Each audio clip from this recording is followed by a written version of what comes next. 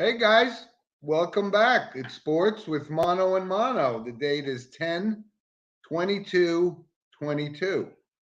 And I'm here in Monahan Studios with Steve, live in person. Hello. Hi, got, everybody. got him up early this week, and producer Rob behind the curtain.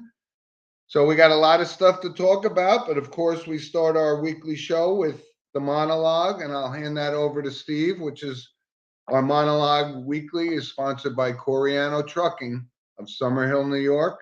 Yes, it is. Take it away. Well, my monologue today is about the University of Tennessee and the resurgence of the Volunteers back to the top five in the AP poll. Tennessee has been in the doldrums, to say the least, for probably 10 years or more, which is really unheard of for a program of that stature. Yep. I credit Josh Heupel, I think Josh won. Runner up. He was the runner-up, a national champion quarterback at Oklahoma under Bob Stoops, and Josh Heupel was an outstanding college quarterback. And Josh Heupel came from University of Central Florida and did a great job there. And within 2 years, Josh Heupel has Tennessee back in the top five. Now, Jeremy Pruitt was hired prior to him from Alabama, right? One of the Saban disciples. Saban disciples, and it was a complete disaster. Okay, they fired him with no cause, with cause, and it's just a complete mess, so on and so forth. But Tennessee plays Alabama last weekend, 42-39 thriller. Unbelievable game, by the way. This kid, Hendon Hooker, who really nobody ever heard of last year, the kid only threw 42 touchdown passes with 3 interceptions. And he's on the same pace this year. He's a big, tall quarterback. This guy makes money throws. This guy is the real deal, it looks like. And he throws 5 touchdown passes to one receiver at Tennessee, Jalen Hyatt, 5, which is a school record. And these 5 that he threw were laser beams. And you give this kid Hyatt all the credit. This guy had burst of speed against Alabama. I was not surprised Tennessee knocked off Alabama going into it. I missed the show last week, but I absolutely would have taken Tennessee.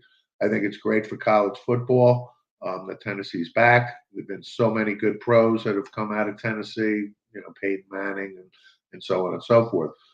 Tennessee, Johnny Majors, when he left Pitt, was the staple coach there. There was stability there till Philip Fulmer. Philip Fulmer won the national championship at Tennessee. So it's great for the SEC. It's great for Tennessee that they're back. Mm-hmm. And just finishing real quick, you keep bringing up Chip Kelly and so on and so forth. We're going to talk about him. So UCLA is 6-0, and they head to Oregon, where Chip Kelly made his name. And this is a big test. So if UCLA stubs its toe today, I don't think they're really then for real. But if they go into Oregon and beat up Oregon, UCLA is probably for real, which makes that UCLA USC game, which in our youth growing up, we never missed one of those. Okay. So it's good for college football that Tennessee, number 1, is back, and UCLA is starting to play well. College football is outstanding right now. The top teams, of course, are Georgia and Ohio State clearly right now. And they can't wait to, they kick the ball off at like noon today. Well, that's my monologue, folks. Good monologue. By the way, so I was in my notes, and I don't think Stephen was overlooking and pilfering off my notes, but this is absolutely something. How dare you? How dare you? I'm jesting. But the Alabama Tennessee game last week was one of the great college games in the past 10 years. It was unbelievable back and forth. Hooker had an unbelievable game. This kid Hyatt had an unbelievable game. And listen, I never bet against Nick Saban, but you're right. And I think I might have erred a couple of weeks ago when I mentioned that Josh Heupel, I thought, won the Heisman Trophy, but he was indeed the runner-up. He was. But he's done a great job with that program. And, you just talked about the Chip Kelly UCLA Oregon game. This is my upset special. I like the Ducks today because I don't think Chip Kelly and UCLA is for real. That's a big game on the schedule. Another big game on the schedule, believe it or not. And this is for my Niagara brethren, Syracuse and Clemson. And, it's a big game for both teams. But Syracuse has a history of playing Clemson very, very tough. I think Clemson is going to edge them out again. But I brought this up before. I like Dino Babers. I think he's done an unbelievable job at Syracuse. I mean, just a great job. So there's big college football games today, and you're right. You hit it right on the head, Steve. Tennessee is back, and the quarterback for the past 5 years was a guy that you and I used to go see. At quarterback at Bergen Catholic was Jared Garantano, and but Heupel has done a great job. Good monologue, and college football is right in the throes of, it's almost what they call it, moving day in golf. And Tony, good morning to you too, and thanks for listening. Tony. And Tony's going to send us a link so we can give a little plug to her show as well. Absolutely. She's been a loyal listener of the show. So, and somehow I think Tony's going to bring up something about Christian McCaffrey at some point during the show. Well, we were going to talk about that as well because you had him pegged for New England. I did. And I didn't realize he was even on the trading block at this point. So they're just cleaning house, And they should. Right. So college football, like I said, it's beautiful weather in the Northeast, and college football is in the home stretch, and it's great. So, Steve, let's stick with football. Let's talk about the National Football League. And, I took your Cowboys last week against Philadelphia because I'm not so sure Philadelphia is for real. But I think the Cowboys, with Dak coming back this week, are, getting ready and primed to take them on in the second half of the season. That was a big surprise to me. What do you think your Cowboys are doing, and Cooper Rush moving back to his clipboard? Well, I took the Cowboys on Sunday night just because the defense is playing very well. Okay, so I thought the defense would, similar to the formula with Cooper Rush's starts, play good defense, and Cooper Rush doesn't have to throw for 300 yards and so on and so forth. Elliott actually has been contributing, the offensive line, so on and so forth. But that being said, the Eagles beat them fair and square. The Cowboys did come back, make it a game of it. So I did like the second half performance. Dak is back tomorrow against the Lions. I expect, and again, people were getting on Dak game one against Tampa, how he looked lethargic and wasn't really doing much. Well, he's got some rest now. He should be well rested for the stretch. My point is, I think Dak Prescott's a damn good quarterback. I think the Cowboys. I think Dak's excited to get back. I look for the Cowboys to take the Lions down tomorrow. That's one of my. Well, we'll get to the picks in a minute, but we got to be talking about this. We're in the New York metropolitan region, and the Giants 5-1. Jets, what are the Jets? 3-2. 4-2. 4-2.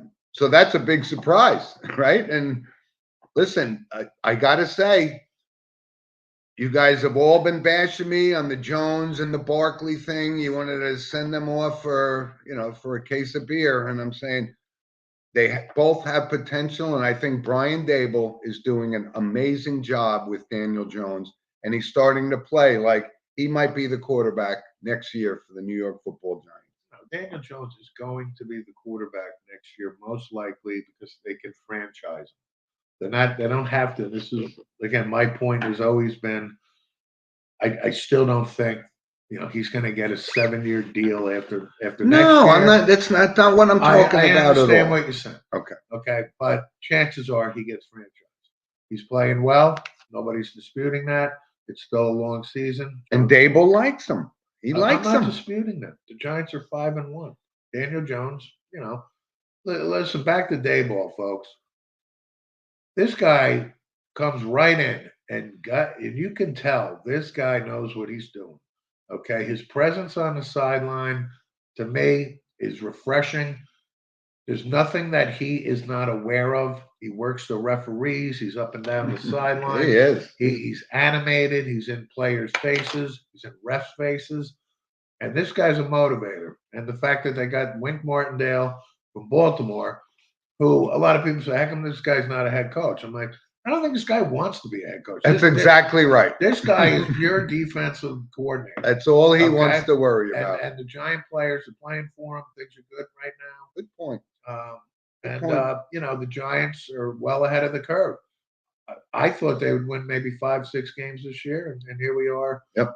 6 weeks into it, and they already got 5. So Brian Daboll, this guy's a football coach, and the Giants have good stewardship going forward. Yeah, and listen, I'll even give some credit to the Jets. I thought Saleh had completely lost control of this team. I didn't think he was head coaching material, but he's got all this young talent that we've been talking about, and they're starting to play. Even you and I were starting to scratch our heads saying, is Zach Wilson the guy? Listen, it's very early. He's had 2 good games in a row, but he's got a long way to go. But, he may be that quarterback that they've been looking for forever. He's young. God, he looks 15 years old. And forget the Elijah Moore thing. They got enough weapons. That means Garrett Wilson steps up and becomes, you can't forget the Elijah. Right? Okay. Denzel Mims, okay, who was a second-round pick 2 years ago. Listen, this guy thinks he's a football player. And who's to say he's not? He's not getting a shot. So Mims has been crying about it. This Elijah Moore thing came out of nowhere. It did. Okay, instead of enjoying a nice victory at Lambeau Field, they didn't have to throw it 30, 40 times. Moore didn't have to be targeted, okay? Exactly. So to me, that's reeks of immaturity. And selfishness. I mean, he's looking for his stats, and he's not getting them. Of course, that's exactly what it means. Yep. But Saleh and Douglas have handled this well. They called him in. They gave him a day off, so take a deep breath. He comes back in Friday, and he starts chirping to his he's actually Mike LaFleur, the offensive coordinator. And to Saleh's credit, he said, get the hell out of here. You're not playing Sunday. Chill, okay? I'm not dealing with this nonsense. Yep. Okay, so back to the Saleh point. To me, that's a good thing that Saleh is now portraying that he's in charge there. Well, listen, if they didn't have enough, wide receiver depth to offset this, he would have catered to Elijah Moore and that kind of thing. But that was a big step for Saleh. I'll give them credit. And listen, who would have thought the Jets were going to win 4 games all year long? They're 4-2 now. So right. And we gotta call out Sauce Gardner here. This guy is turning out. Listen, so far so good, man. This guy is. But you guys are putting him in the Hall of Fame. I am not already. putting him in the Hall of Fame. He's played 6 games, and in 6 games, this guy has done outstanding. He's as advertised. Yep. That's my point. That's all I'm saying. Okay. Into week 6, and Quentin Williams, obviously, these starting to mature. From a defensive standpoint, these are the 2 guys that are leading the charge. So, yep. The Jets, and Breece Hall's another kid. The running back from Iowa State. This kid, I'm telling you, that's why it's a good thing for Zach Wilson not to have the kitchen sink on his shoulder right now. Yeah. If you got Breece Hall and you just got to. He's a multi-purpose back. He's Zach Wilson. He's got to hit the swing passes, the short passes, get that rhythm going. And the Jets, so hopefully Zach Wilson matures. It's still too early for him. Yep. I'm not sure if he's going to pan out, to be honest, at this point. All right.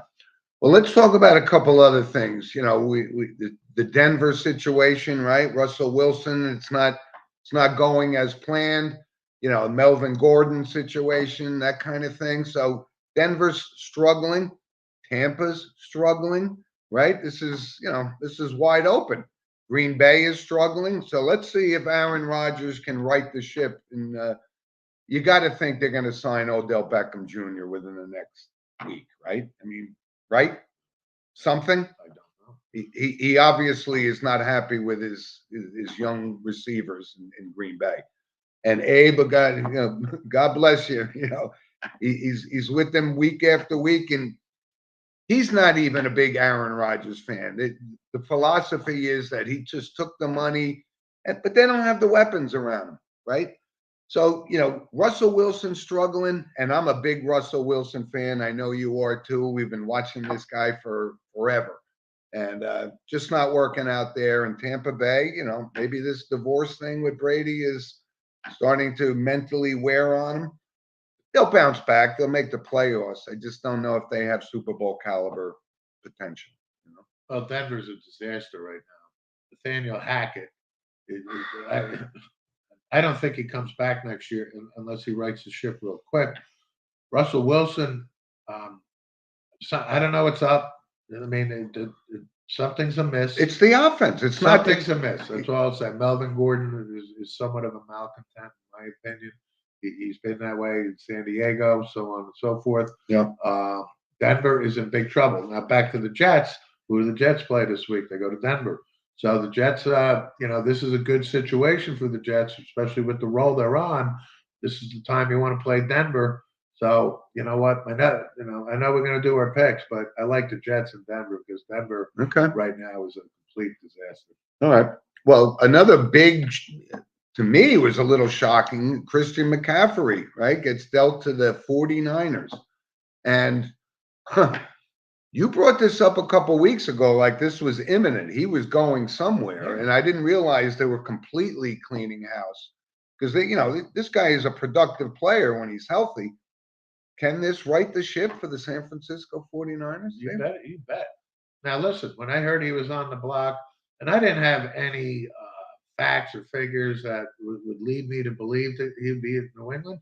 I just my gut told me. I said it sounds right. Right, I guess. like a Belichick would snag this guy in 2 seconds, and McCaffrey would go nuts up there. However, with his roots being Stanford and California, this is a great trade, in my opinion, for the Niners. Why they didn't give up anything? They have second, third, big deal. Who cares? If you got Deebo Samuel and Christian McCaffrey and Garoppolo, plays like he's capable of playing, and the Niners stay healthy, I think this is a great trade, all contingent on Christian McCaffrey being healthy. But the point is, they don't have to give Christian McCaffrey the ball 20, 25 times. Well, they got Samuel. They got options. But that's the point. Is McCaffrey, right? If his load is lightened enough, he's so explosive that I think this is a great trade. Yeah. So, Tony, you should be happy with that. The San Francisco 49ers making a move. Like I said, this is this is the NFL, and if you're not going in the right direction, you got to make some changes. Give them some credit. The trade deadline is November 1st. Time to pull the triggers. Producer Rob chiming in. Did you guys notice that a few of those draft picks they traded for CMC were actually picks they acquired for coaches they let go? Right. For Salah, when Salah That's pretty intuitive there to trade picks that you got from coaches. Hey, listen, if you got draft picks you can blow on a caliber player like Christian McCaffrey, you got to do it, right? That's great. And John Lynch is no dummy. No. Okay? So, yep, I think it's a great move. Yep. Oh, guys, listen, guys, one more thing. I read Sure. this last night. Supposedly, the Giants were offered a first-round draft pick for Barkley and declined it. Yeah, he's not going. Yeah, There's no reason to trade him. Absolutely not. This is the guy's. He's living up to the potential I knew he had, and he just had some injuries and so forth. But he is the player I think he's going to be. But there's going to be big decisions to make about are you going to pay this guy McCaffrey money to stay on this team? Well, that remains to be seen. As far as Barkley's concerned, he has to stay healthy for 17 games this year. He has to. Okay, he's played very well. Oh, you're right. I mean, if he goes down, that changes the whole dynamic of the offense. No question. So, Steve, let's go into our picks last week. And in your absence, I made some picks. I was 1-2, right? So we talked about this. We give you 3 picks. Week before, I was 3-0, and this is the NFL. You can't figure it out. So let me jump right into my picks for this week. Atlanta at Cincinnati, and I don't know. This Mariota's playing pretty good football for Atlanta. I must admit, I'm not a big fan of his, but I think Cincinnati is starting to gel into this Super Bowl team that everybody thinks they are. So I like Cincinnati in that game. And your team, the Cowboys, right, hosting Detroit. And listen, God bless Dan Campbell. He's fiery. He's great. He just has no talent on that team. I look that to be an easy win for the Cowboys to keep pace with both the Giants and the Eagles. And the last game here is Green Bay is playing the Washington Commanders. And we just talked about this a little while ago with Aaron Rodgers. If they can't win this game, then this season is going to be lost for this team and the Packers. But I think, listen, Washington, the organization's a mess. The quarterback situation's a mess. And is it a coincidence that Carson Wentz broke his finger? Rivera was going to throw him to the scrap heap anyway. But, so now Taylor Heineke gets his shot. But listen, Green Bay has to win this game. And I'm thinking if Rodgers has anything left and he's got this motivation, they should easily beat the Commanders in Washington. Those are my 3 picks, and I'll turn it over to my partner for his 3 picks. Well, like I said, I'm going to take the Jets in Denver. I think they're playing at the absolute right time. I just talked about Denver's mess. As far as the Dallas Cowboys, yeah, Dak comes back. I mentioned that. I like the Cowboys at home. The Lions, I don't think lack talent like to the level you're saying. I think the Lions slowly but surely will come back. But it's like watching an iceberg melt. It's been 20 years since they've been right. Of course, since the guy in number 20, man in the backfield. I miss guys like that. He was pretty good. He was. And then I would say my last pick here. I'm going to go with Jacksonville actually at home against the Giants. Yes, I think the Giants. I smell a little biased here. No, I think the Giants are due to, stub their toe. I think Jacksonville got off to a good start. I think they're riding a 3-game losing streak. Trevor Lawrence was 20 of 22 in the last game. Well, you can shake your head all you want, Mr. Producer. But the fact is, they're going to Jacksonville. I think Jacksonville will bring it. And I'm going to take the Jags at home against the Giants. Okay. So laugh. Go ahead. Laugh, people. No, listen, I think, you taking the Jets at Denver. I mean, Russell Wilson has got to come up big. I think he's not going to let this one slip away. So I dispute that. But healthy. Russell Wilson has hamstring. I'm not so sure about that. He doesn't complain about it. Okay. He just shows up and goes to work. Yeah, and looks awful. Okay. So those are our picks, folks, and that's our coverage of the National Football League. Let's move on. One point about the Washington Redskins, please. Commanders. I always said on this show I will never change the name. It's going to stay the same for the Cleveland Indians as well. I'm not with that movement. I'm sorry. This is who I am. And if you want to send an email and berate me, by all means, do it. At sportswithmonoandmono@gmail.com. Correct. But this Dan Snyder is back in the news. Oh. This guy is so disgusting. He is slimy. He's slimy, sleazy. You fill in the adjective. Yep. It's an embarrassment that this guy actually is still the owner of the Washington franchise. They're going to push him out. They're going to force I don't know how they're happen. going to do it, but they only need 24 out of the 28 owners, whatever it is. I just want to say, as long as Snyder is there, the Redskins have no chance. I just don't see them. You're right. Year after year here, so he's got to go. Yep, he is a sleazeball. He really is. He's dirty. So, Steve, let's move on to the Major League Baseball playoffs. And what's going on with that? Listen, first and foremost, the Phillies are in this mix, and they're up 2-1 now over San Diego. They're halfway to the World Series, and it drives me crazy because unless you're from Philadelphia, there's not a person outside of Philadelphia that roots for the Philadelphia Phillies. That's true. And I watched this, they got it off to the Girardi slow start, and Robbie Thompson comes in, but they're still the same team.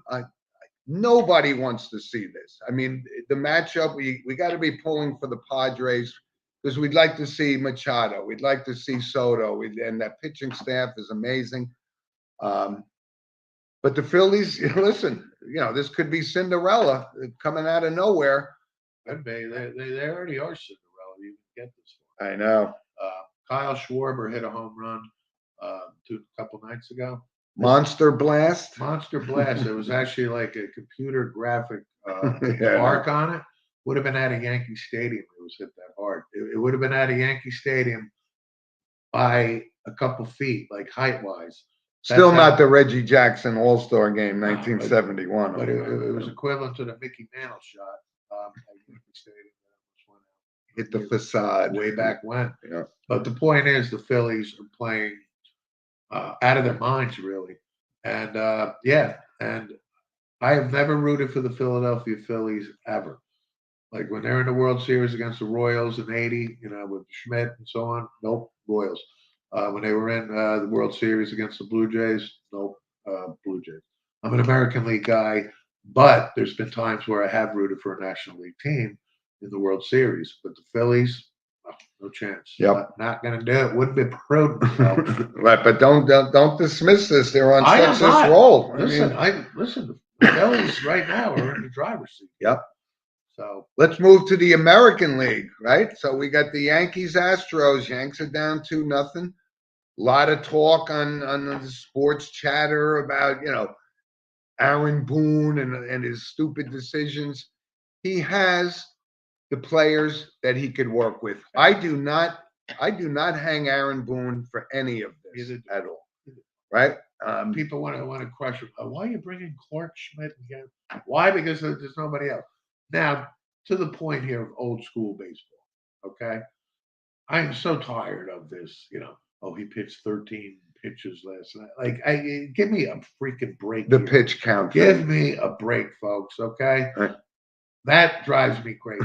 So if that's the mantra, that's the philosophy, that's why Clark Schmidt comes in game one. The bottom line is the New York Yankees are not hitting, period. They're 9 for 65. They're atrocious at the plate. Yep. If you can't score runs, you're not going to beat this team, especially. Houston is young. They reloaded from the scandal-ridden thing. This Alvarez, left-handed hitter, is Willie McCovey. And this guy Bregman too. Bregman. Look at his postseason. This guy hits home runs all the time. Right. They got some really good players. Why? How do we know that? Because you let a Carlos Correa go out the door. That means you replace him with Pena, who's probably going to be the next Carlos Correa. Right. And they have solid pitching. Yep. The Yankees going into this, we're not favored to win this. They have to win today, obviously, to make this a series. If they're going to come back, folks, they could win 2 out of 3 in New York. They have to win. Right. Okay, they have to. But how about Justin Verlander and the game he pitched the other night, right? I mean, this guy is obviously going to the Hall of Fame, right? Right. So the most career postseason strikeouts. I think it's now Verlander, Kershaw. I know Andy Pettitte was in there, and there's one other guy. Who am I missing? Was number 3. And we understand why, right? Because there's way more playoff games than when Whitey Ford played and the Dodgers played. Right. But the one thing I could criticize Aaron Boone for is why you would even call Frankie Montas's name and hand him a ball in the playoffs is beyond me. Well, they called him up. So he hasn't gotten anybody out since he came him here. Up. He's on the roster. You have to pitch him. Do I agree with it? Absolutely not. My other thing is Josh Donaldson. Okay. Josh Donaldson batting in the lineup where he's batting. Josh Donaldson, I can't even stand looking at him anymore. Okay. But listen, I've said this multiple times. All right. I didn't care what we sold to the devil to get Gary Sanchez the hell out of New York. Exactly. And Donaldson was part of this return package. I'm fine with it. I have to grin it. I have to swallow it. But as we are watching this live and as it plays out, Josh Donaldson, I can't stand this guy. Okay, listen, he was a solid ball player 10 years ago. He will not be on the This Yankees. guy just makes me throw up at the He's sight a of good him. fielder, though. Oh yeah, everybody says he's. I think he's pretty Ooh. good. I think he's pretty good. He's Can't pretty good. stand him. So the Yankees are, come on. You got two rookies. You're calling up the Oswalds. And Okay, Peralta's, right. I who mean, are serviceable guys. okay, but they're young kids. But here's one thing I don't understand. All of a sudden, I'm hearing they're all bashing this IKF like he sucks. And I go, what are you talking about? I thought he played a great field. I thought he was serviceable at the plate. But yeah, you do got to find room for these other guys. And Harrison Bader, look, starting to look pretty good for Cashman, right? He's starting to come into his own. You were. From day one. I was okay with this trade. You were. Now back to IKF. What am I missing? Well, I'm gonna. When did he fall out of graces? I'm going to say that Boone went with his gut. Now, he had a couple yip games prior to this series. So listen, Boone, Boone's an infielder. Okay, we all know he's an infielder. Okay, as the manager, you go with your gut. Doesn't mean he buried him. Because what he did, he started him in game one, right in the ALCS here. Okay, I think he's a nice player. He's done a good job. And again, that's part of the getting rid of Sanchez thing. And for folks that don't know it, the Twins have already released Gary Sanchez after a very stellar 205 season. And they probably saw the lackadaisical dog crap that we watched. I'll for pat 6, you on the 7 back, years. and you pat me on the I'm back. thrilled with. I'm so Thank you. thrilled with that. Thank you. Okay. Anyway, so Bob, what do you got? One thing I really pissed me off was that at the end of that game, and he puts in Matt Carpenter to be a pinch hitter. Yeah. IKF has been known his whole career as a contact hitter. At least put him in the game to at least make contact with the ball to do a hit and run or something to get, Carpenter is cold as ice, and understandably so. He's been on the IR for 2 months. I know. And listen, you're right about this, but from Boone's perspective, this kid, they brought Carpenter back. He was hot as hell, breaks his foot. You're right. He hasn't swung a bat in 2 months. So I question that too. And now they realize, he can't hit a curveball to save his life right now. So the whole team can't hit a curveball right now. Right. But we've known that for 3 years now. But when Justin Verlander is throwing his curveball, even Lou Gehrig might have some problems with that, So anyway, so baseball, Yanks got their backs up against the wall here. And I want to go back to Carpenter. I said Carpenter when he showed up as a Yankee in April, May, whatever it was. Looks like a beer softball league left-handed hitter to me. Matt Carpenter, okay, for the last 3 years has just been trending downward.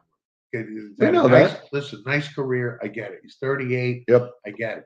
Okay, he hit 6 homers. He was, he had this streak of 6 homers in like freaking 25 games, something like that. Yep. But that was months ago. Yep. And this guy, like to your point, is cold as ice.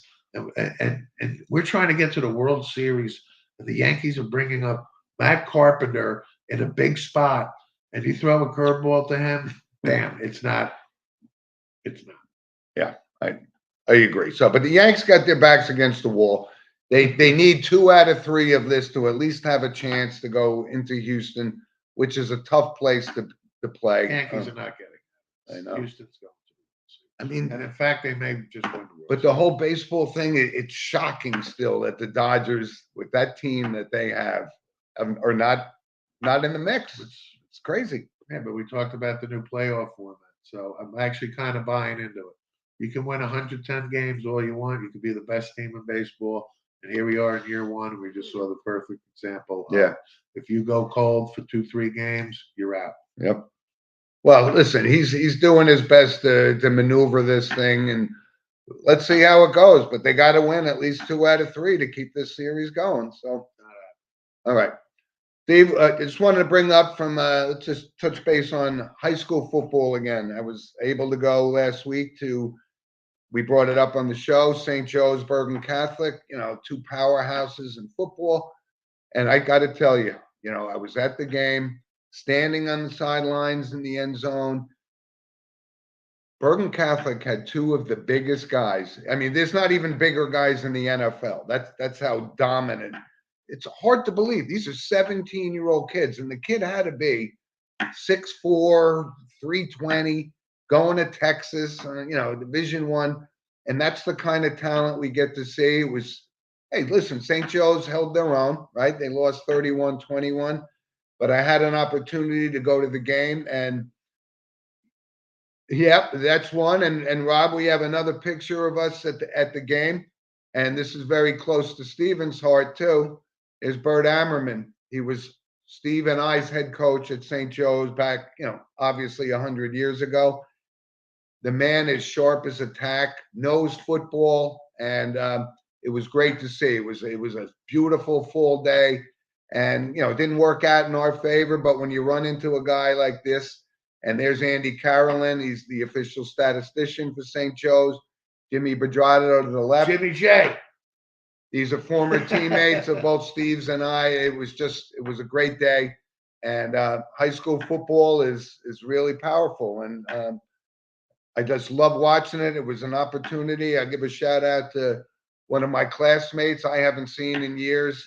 Had a nice tailgate, and it was just a beautiful setting, and a lot of people at the game. But Bergen Catholic is for real, and we'll see. I just enjoyed it, and I was so happy to see those guys and reminisce about the old days. And Steve was even closer with Coach Ammerman than I was, because Steve was the quarterback. And Bert decided, Steve, as his naive young sophomore, was going to lead his team for the next 3 years. And you did. I'll give you credit. And the reputation, your name came up 100 times about how you and the Bert Ammerman thing really clicked, and you performed admirably. And I was a senior, you were a sophomore. It was great. It was great. But talking to this guy after, 40 plus years was just amazing. And he remembers every single play that he ever called. And the thing about Bert Ammerman, folks, to know about this guy, his character is impeccable. Bert Ammerman left Joe's after our time there, and he went to Old Tappan, who was just this doormat for 2 decades. Yep. Took him 2 years to win the state title at Old Tappan, in public. And Cory Booker, Senator Booker, was his star player. He was. At Stanford. Yep. The other thing about Bert Ammerman is his brother Tom was on the Lockerbie flight, Pan Am, that Gaddafi. Flight 103. Right. That blew up over England. And Bert Ammerman was the voice for the victims' families. He was. And Bert would not let this go. Bert, for decades, followed this and made sure justice was served for his brother and all the other families. And Bert Ammerman is one of the greatest men I've ever had the privilege to meet, and consider him a friend always. And that's why, just going to this game and you run into guys like this, it was just spectacular. And but just the great talent on the field. And again, a shout out to Andy Carolyn. We see Andy at every game, and he's such a stellar guy, former teammate of mine, and his brother Jimmy was also on our team. Jim, my class, Jim Carolyn. But we talk about high school football, we talk about college football, we talk about the NFL. It's just each one brings their own appetizer to the cookout kind of thing. It's great. And real quick on high school football. The thing is, football gets a bad rap in today's society with concussions, this, that, and the other thing. But the day that you described, unfortunately, I couldn't make it.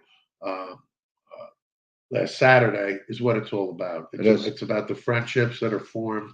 It's about the memories. It's about, bleeding and sweating together through good, it's about life. It's learning about life when you don't know that you're learning about life at such a young age. That's right. And that's what it's about. It's about forging these friendships forever, family, friends, and everything else.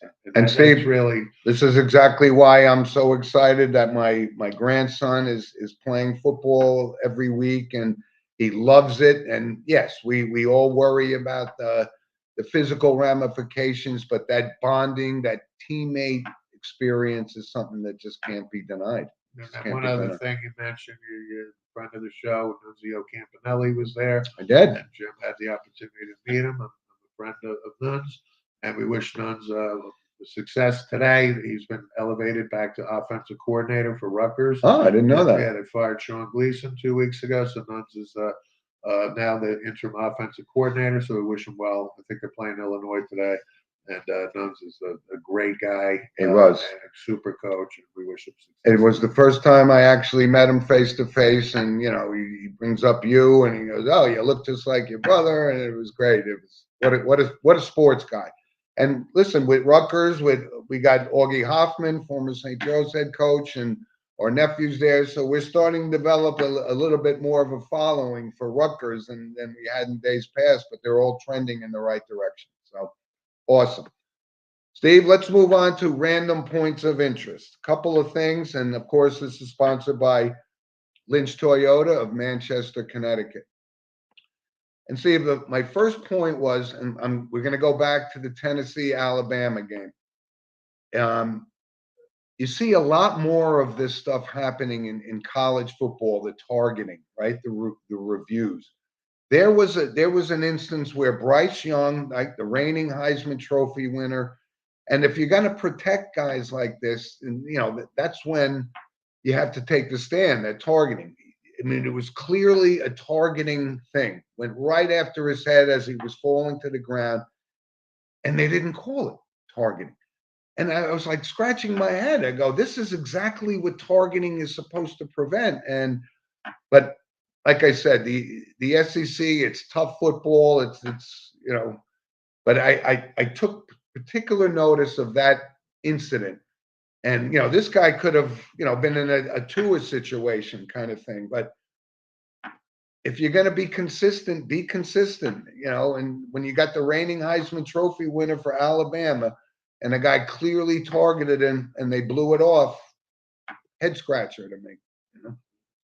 Yep. What can I say? I mean, they get some right, they get some wrong. That's what they do. Yeah. But yeah, it was clearly the targeting. But that's not the reason why Alabama lost. Alabama lost because they gave up 42 points. Yep. But I wanted to give a shout out because you and I, like, us being in the business, like I love having Ron Darling call the games. His insight is amazing. We've talked about it. Even David Cohn, his insight is great. I think the best tandem in college football calling games is Brad Nessler and Gary Danielson. No question. And they do the they do the SEC thing, but these are two professionals, and they know everything inside and out about the SEC, and it's just great to listen to those. When you're watching an Alabama, Tennessee barn burner, having these two guys in the booth, great. I mean, it goes back to when who used to call the biggest college football games, right? It was Keith Jackson, right? And but these two guys are pros, and I got to give them a shout out for sure. For folks that don't know really Gary Danielson's background, Gary Danielson was an outstanding quarterback at Purdue, right? Purdue was, Bob Greasy, Breeze, Jim Everett. That was quarterback you. There's a lot. Mark Herman, and the Lions quarterback for probably 8 to 9 years. And he had a serviceable career. But he's been in the booth now. It's got to be over 30 years. It's got to be 30. Gary Danielson is one of the good guys. His character is impeccable, and he knows his stuff, and I thoroughly enjoy listening. And Nessler has got this, just a great, pure play-by-play guy. They bring you into the game like you're on the field. It's awesome. I love it. Great. One other thing, random point of interest: Bruce Bochy gets the Texas Rangers job. What's your thoughts on that? He's got 3 rings. Great hire. Yeah. Texas obviously spent a ton of money to get these guys in there, and they didn't. They shit the bed this year, no question. Yep. But Bochy is a great manager, so that's a step in the right direction. And Texas needs players. I mean, no question about it. So yep. And they got they got a lot of money, so they got to right the ship, and that's the right choice. And they did, because they clean house. They fired the manager, they fired the general manager, and they spent a lot of money on Simeon and Seager, and they just, the Texas Rangers are like the Detroit Lions of right? Sports, right? You think Yeah, they're but- good, you think they're not good, and then they don't get there. Yeah, but they got to the World Series. Mm, okay. Steve, let's move on, unfortunately, to our random points of interest and, excuse me, our notable passings. And there's, again, you and I have talked about this time and time again, these young players, athletes. We talked a couple about them last week. Kid Sam Westmoreland, right? Mississippi State offensive lineman, 19 years old. It's tough. It's really becoming almost and no cause of death was revealed in this one, but when you see a guy that big, that athletic, 19 years old, you got to say, our number could get punched anytime, right? Yeah. Sam Westmoreland from Mississippi State. It's not a good. Yeah. R.I.P. kid. Yeah. And there was another individual. His name was Camden McWright, 18 years old, running back from San Jose State, hit by a bus. I mean, like 18 years old. I mean, I know this happens all the time, unfortunately, in life.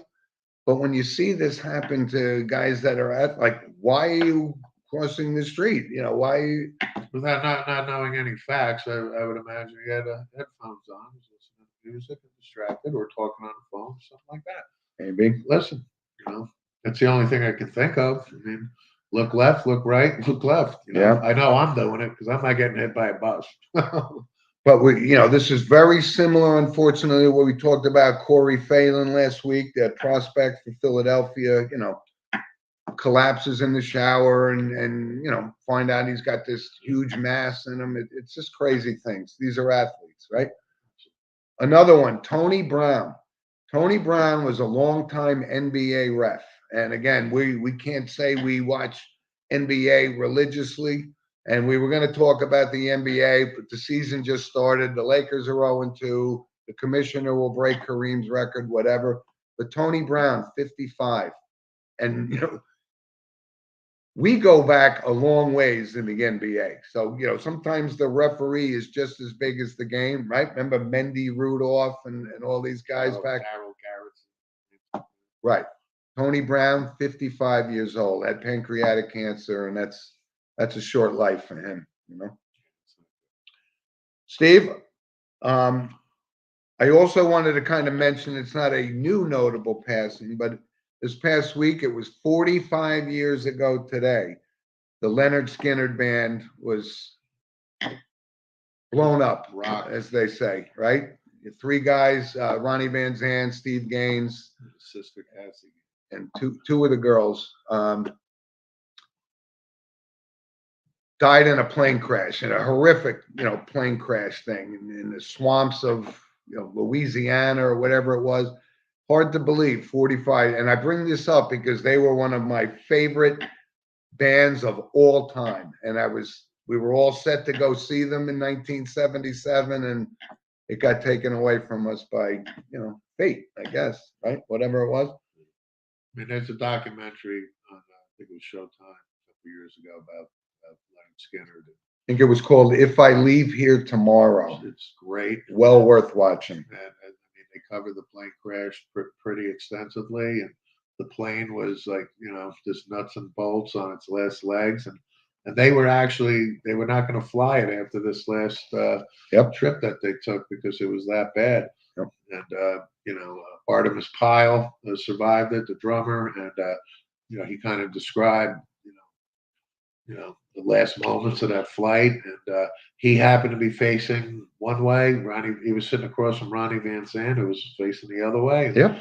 And fate has it that some survived and some didn't. Yep. And Alan Collins and guys like that, their bodies got ravaged, but they survived. Yep. But Leonard Skinner, one of my favorite bands of all time. 45 years ago. Anyway, Steve, there's one other one, and I'm gonna turn this one over to you because I didn't know about Charlie Trippi. Give us a little background on Charlie, who was, by the way, 100 years old. WW2 guy as well. Charlie Trippi, 100 years old. Charlie Trippi, NFL Hall of Famer. His distinction is he's the only NFL Hall of Famer, right, with 1,000 yards rushing, passing, and receiving. What, the same season? No, in his career. Oh, career. Right. That is. There's one guy, and that's him.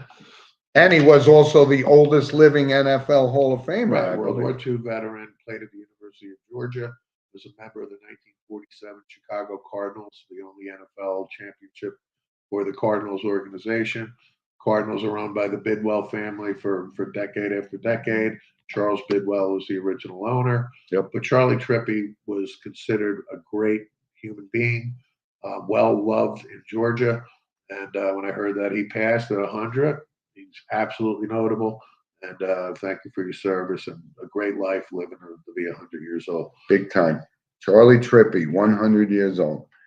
And Steve, I just want to bring up one other point before we close out this week's show. I want to give a shout out to one of our dear friends, Don, and his daughter, Casey. Casey is a two-sport athlete at SUNY Cobleskill up in New York State. She's a volleyball player. She's a golfer, and she's just the sweetest kid on the planet. And I'm just so happy for her. She's got a couple games today. So I've been meaning to bring her up and wish her good luck on her. You know, she's now a junior, which is unbelievable. She's the captain of the volleyball team. And, you know, when we talk about dual sport athletes in the NCAA, this is somebody that you got to root for, right? Two sports. Yeah. Great. That's great. I want to say a shout out to my friend Michael Rose's daughter, Carly, who's captain for the volleyball team for the Mary Help Christian Academy Blue Jays. But unfortunately, on 2 days ago, Carly landed awkwardly and cracked her knee.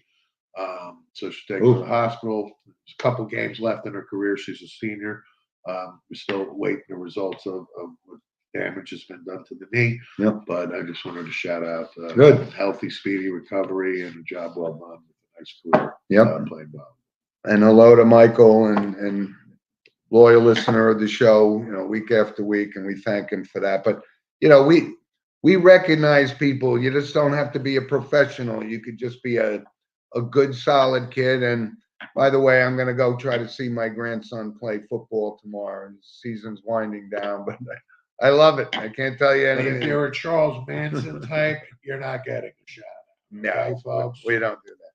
But listen, we love that you're here with us week after week. And Tony, like I said, send us a link so we could post it on the show next week Yep. for your show. Absolutely. And please send us emails at sportswithmano@gmail.com. And listen, enjoy the beautiful day. I mean, looking out the window, we're in peak fall season in the Northeast. It's spectacular here. That's pretty cool. Right.